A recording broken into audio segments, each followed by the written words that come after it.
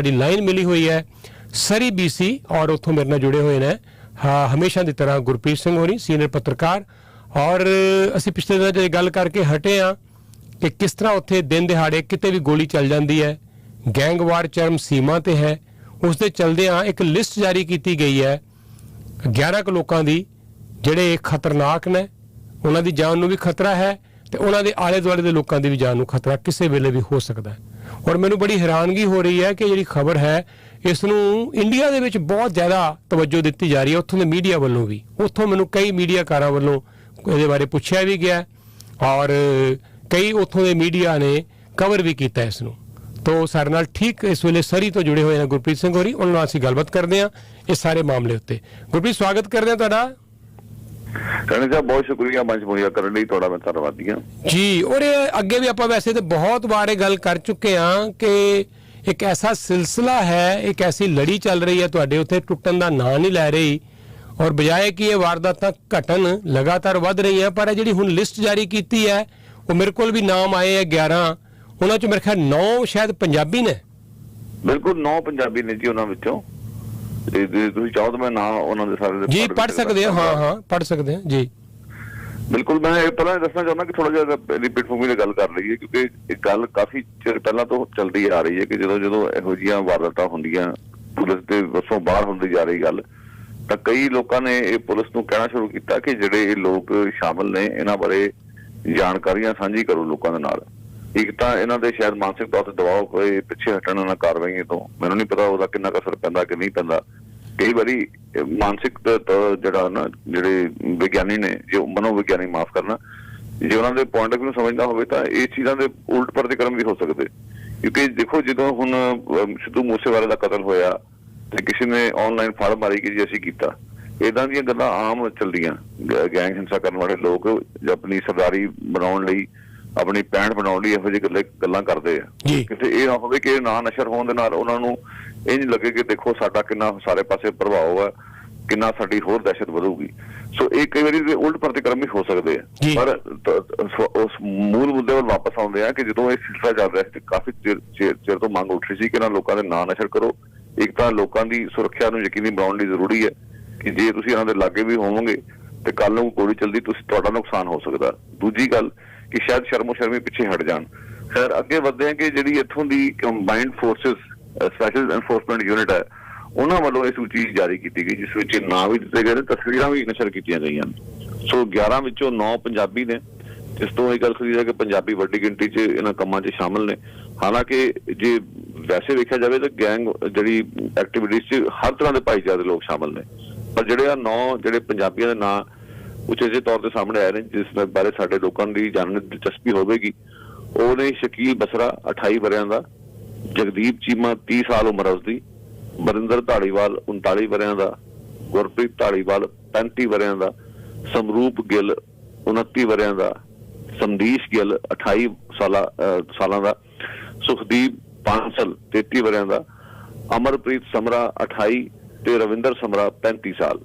ਇਹ ਜਿਹੜੇ 9 ਨਾਂ ਨੇ ਇਹ ਸੂਚੀ ਵਿੱਚ ਸ਼ਾਮਲ ਨੇ। ਬਾਕੀ ਜਿਹੜੇ 2 ਨਾਂ ਨੇ ਉਹ ਗੈਰ ਪੰਜਾਬੀ ਨੇ, ਐਂਡੀ ਸੇਂਟ ਪੀਅਰ ਤੇ ਰਿਚਰਡ ਜੋਸਫ ਵਿਟਲੌਕ। ਸੋ ਇਹ ਮਤਲਬ ਉਹਨਾਂ ਨਾਵਾਂ ਦਾ ਵੇਰਵਾ ਹੈ। ਗੁਰਪ੍ਰੀਤ, ਮੈਂ ਬਹੁਤ ਦੇਰ ਤੋਂ ਮੈਂ ਵੀ ਇੱਥੇ ਸੀ ਇਹਨੂੰ ਕਵਰ ਕਰਦੇ ਆ ਰਹੇ ਨਾ ਖਬਰਾਂ ਨੂੰ। ਪਹਿਲਾਂ ਹੁੰਦਾ ਸੀ 18 ਸਾਲ 20 ਸਾਲ 22 ਸਾਲ ਤੱਕ ਦੇ ਬੱਚੇ ਜਿਹੜੇ ਆ ਇਹ ਗੈਂਗਵਾਰ 'ਚ ਬਹੁਤੇ ਕਰਕੇ ਸ਼ਾਮਲ ਹੁੰਦੇ ਸੀ।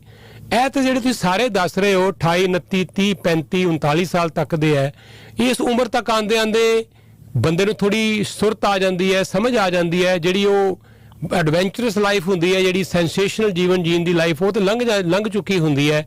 ਕਿ ਇਹ ਇੰਨੇ ਕੱਟੜ ਅਪਰਾਧੀ ਬਣ ਚੁੱਕੇ ਨੇ, ਇੰਨੇ ਇਹ ਹੁਣ ਸੀਜ਼ਨਡ ਬੰਦੇ ਕ੍ਰਿਮੀਨਲ ਹੋ ਚੁੱਕੇ ਨੇ ਕਿ ਇਹਨਾਂ ਨੂੰ ਕਿਸੇ ਗੱਲ ਦੀ ਪਰਵਾਹ ਨਹੀਂ ਔਰ ਠਾਣ ਰੱਖੀ ਹੈ ਕਿ ਇਹ ਛੱਡਣਾ ਨਹੀਂ ਕਿਤੇ ਨੂੰ।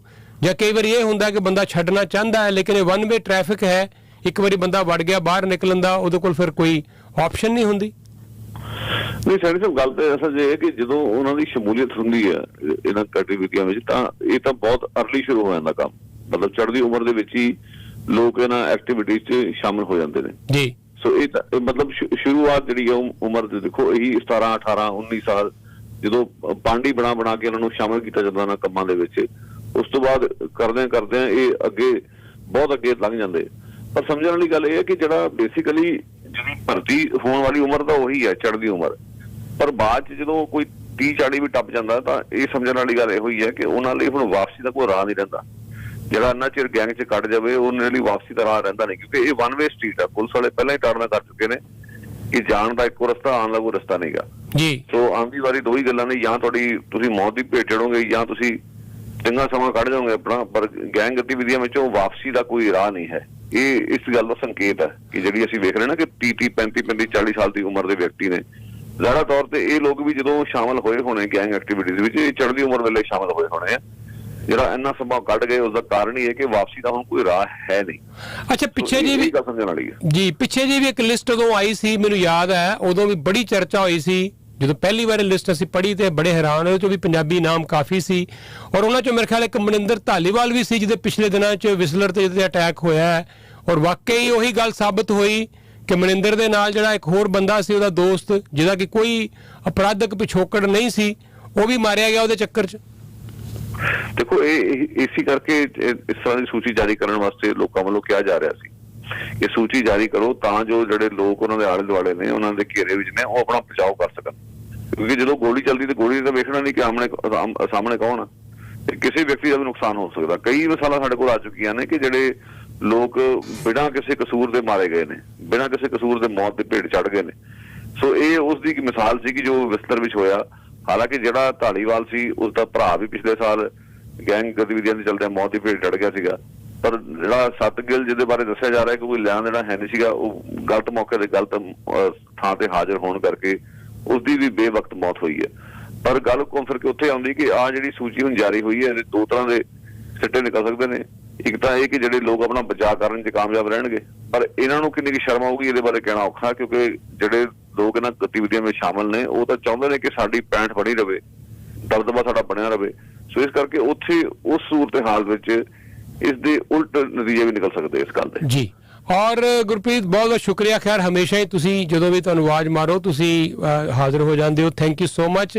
ਬਿੰਦੀ ਜੌਲ ਜਾਂ ਜਿਹੜਾ ਇਹ ਜਦੋਂ ਇਹ ਸਿਲਸਿਲਾ ਸ਼ੁਰੂ ਹੋਇਆ ਹੋਏਗਾ ਗੁਰਪ੍ਰੀਤ ਗੈਂਗਵਾਰ ਦਾ, ਉਦੋਂ ਆਪਣੀ ਅਣਖ ਵਾਸਤੇ, ਆਪਣੀ ਸੈਲਫ ਰਿਸਪੈਕਟ ਵਾਸਤੇ ਪਤਾ ਨਹੀਂ ਕਿਵੇਂ ਪੰਜਾਬੀ ਲੜਕਿਆਂ ਨੇ, ਨੌਜਵਾਨਾਂ ਨੇ ਗੈਂਗ ਬਣਾਏ ਹੋਣਗੇ, ਪਰ ਦੇਖਦੇ ਇੰਨੇ ਸਾਲਾਂ ਦੇ ਵਿੱਚ ਇਹਦਾ ਰੂਪ ਬਦਲਦਾ ਜਾ ਰਿਹਾ ਹੈ।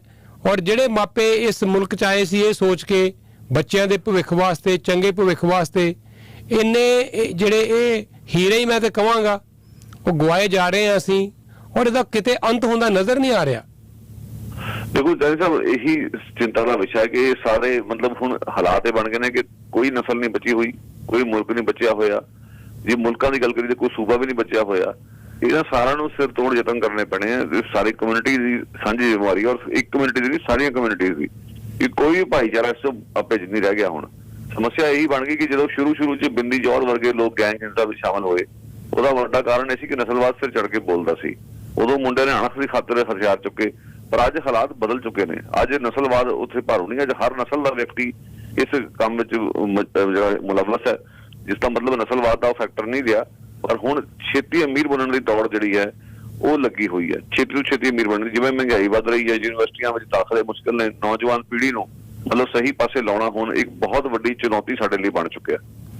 ਬਹੁਤ ਬਹੁਤ ਸ਼ੁਕਰੀਆ ਗੁਰਪ੍ਰੀਤ। ਔਰ ਕੋਈ ਦੋ ਰਾਏ ਨਹੀਂ ਕਿ ਇਸੇ ਰਾਹ ਪੰਜਾਬ ਵੀ ਤੁਰਿਆ ਹੋਇਆ ਹੈ। ਆਏ ਦਿਨ ਹੁਣ ਖਬਰਾਂ ਪੰਜਾਬ ਤੋਂ ਵੀ ਆਉਣ ਲੱਗ ਪਈਆਂ, ਫਰੋਤੀ ਮੰਗੀ ਜਾ ਰਹੀ ਹੈ, ਉੱਥੇ ਵੀ ਜਣਾ ਖਣਾ ਉੱਠ ਕੇ ਆਪਣੀ ਕੋਈ ਗੈਂਗ ਬਣਾ ਲੈਂਦਾ ਹੈ, ਔਰ ਸੌਖਾ ਰਾਹ ਹੈ ਪੈਸੇ ਇਕੱਠੇ ਕਰਨ ਦਾ।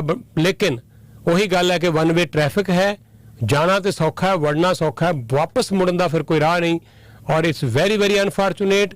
ਤੁਹਾਡੇ ਉੱਥੇ ਬੜੀਆਂ ਮੈਨੂੰ ਪਤਾ ਜਥੇਬੰਦੀਆਂ, ਸੋਸ਼ਲ ਆਰਗੇਨਾਈਜੇਸ਼ਨਸ, ਸਰਕਾਰ, ਪੁਲਿਸ ਸਭ ਲੱਗ ਕੇ ਕੁਛ ਨਾ ਕੁਛ ਕਰ ਰਹੇ ਹੈ, ਪਰ ਮੈਨੂੰ ਨਹੀਂ ਲੱਗਦਾ ਕਿ ਉਹਦਾ ਕੋਈ ਕਿੰਨਾ ਕੁ ਅਸਰ ਨਜ਼ਰ ਆ ਰਿਹਾ ਹੈ, ਔਰ ਗਿਣਤੀ ਵੱਧ ਰਹੀ ਹੈ ਘਟਣ ਦੀ ਬਜਾਏ। ਪਰ anyway thank you Gurpreet so much, ਔਰ ਫਿਰ ਤੁਹਾਡੇ ਨਾਲ ਜਲਦੀ ਜੁੜਾਂਗੇ ਦੁਬਾਰਾ। ਧੰਨਵਾਦ, ਬਹੁਤ ਸ਼ੁਕਰੀਆ ਸਰ ਸਾਹਿਬ, ਮਿਹਰਬਾਨੀ, ਧੰਨਵਾਦ।